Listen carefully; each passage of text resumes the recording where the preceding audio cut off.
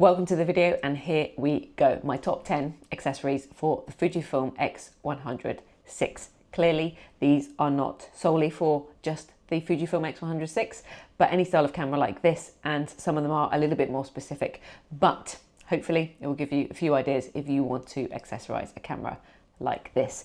Before I get started, I'll just premise this by saying none of this is sponsored, and these are just things that I've tried out, enjoyed using, some of them more than others, so I will let you know which ones are in my mainstay of my daily carry with this camera and ones that I use sometimes and not every single time. But without further ado, let's get into it. In at number one is a thumb grip. I got this thumb grip made by a company called Haoge. H-A-O-G-E. Very nicely made.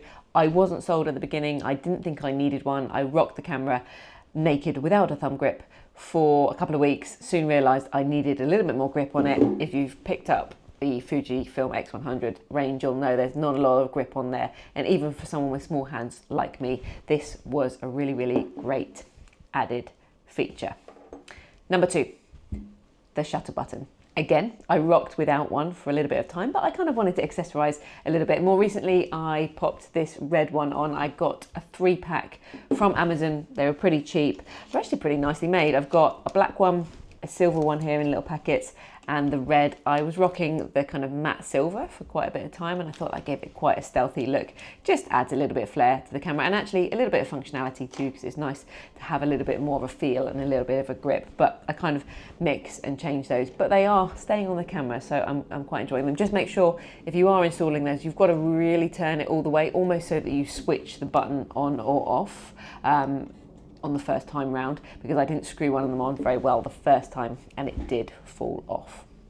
Number three, a camera strap. A little bit of a controversial one, this. I've got a really nice strap that I absolutely love. It's quite a slim rope strap, no Peak Design anchor clips. I decided not to go with those for this camera strap because I wanted it to remain quite lightweight and not be too cumbersome. It's made by a company called Cordy. I got it off of Etsy. All the links will be down below, by the way. Really nice. Love-hate with camera straps. Love how it feels. Love carrying the camera with it, but don't so much love using the camera with it. And of course, because I've gone without anchor clips, it's not amazingly easy to remove and put back on. So I find myself not using this as often, even though I kind of want to. But it is very nicely made if you want to pick up a rope camera strap. Number four, weather sealing protection. Now, I like to use this camera without a lens cap because I find it quite a hindrance to be taking it on and off, but obviously I want to protect the front element. So when I bought the camera, I went ahead and just picked up the Fujifilm weather sealing kit, which basically includes this kind of adapter kit here, which screws onto the front of the lens like so. Nicely done. And then you've got basically a UV filter which you can just screw onto the front of that. That then allows you A, to be weather sealed, and B, you can then unscrew this UV filter and it allows you to screw on any other 49mm threaded filters. I do love a filter. And that brings me into my next item, the Polar Pro Everyday Filter. The collaboration with Short Stash. I love this filter. If you've watched this channel before, you know I'm a big fan. Unfortunately for me, 49mm fits on my Fuji, and I already had it for my Sony 40mm. So it's been a firm favourite with this camera, and with that kit on there, it just screws nicely onto the front. You then have that mist and CP filter right on the camera, and I quite enjoy playing with the combination of a filter and all of the recipes that you can play about with in the camera. And it looks pretty cool too. I love the feel of it. Very nicely made, as you would expect from Polar Pro. Next up, screen protector. Pretty basic. Picked it up off Amazon. Links again down below. I did want to protect the screen with this because I knew that I would be using it as a daily carry. I actually don't often put screen protectors on. I don't put them on my phone or anything like that.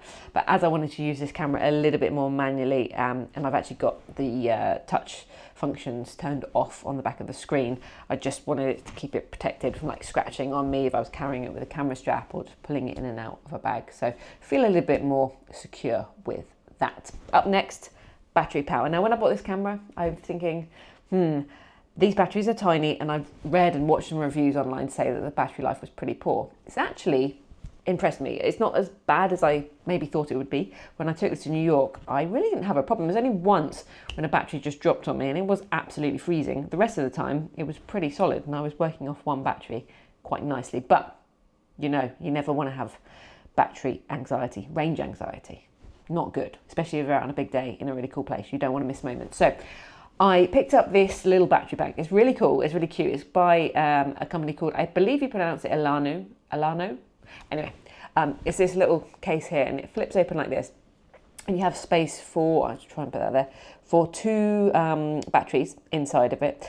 It comes with 2 batteries, so 2 third-party batteries, and now I have 3 batteries, which is kind of cool. You can charge it through USB-C here, and you can press the little button on the front, and it has the charge right there. It is a little bit chunky. This is the size of it next to the Fuji, if you can see, but it's very nicely made, good high quality. Also has a little bonus of 2 memory card slots just in the side there, which is handy to keep everything nice and tidy. Good if you're traveling, because you can leave it in the hotel room, get everything charged up overnight in one plug in.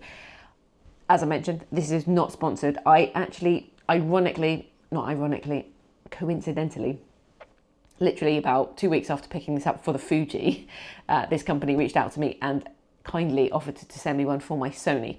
It's quite a bit bigger, actually. It's really, really chunky, but it's a really nice concept, and it's really nicely made. So I will maybe bring it up in another video and give you a look, or talk a bit more in detail about these. But super handy function, just to kind of carry your batteries around with you.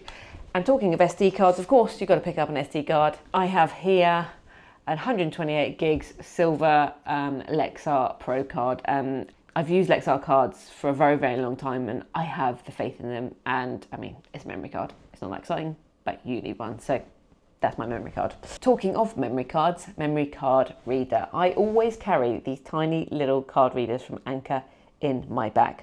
Now, it has been pointed out to me that, of course, you can plug the camera directly into an iPad or a phone with a USB-C cable, but for me, I don't know why. I just like a little card reader.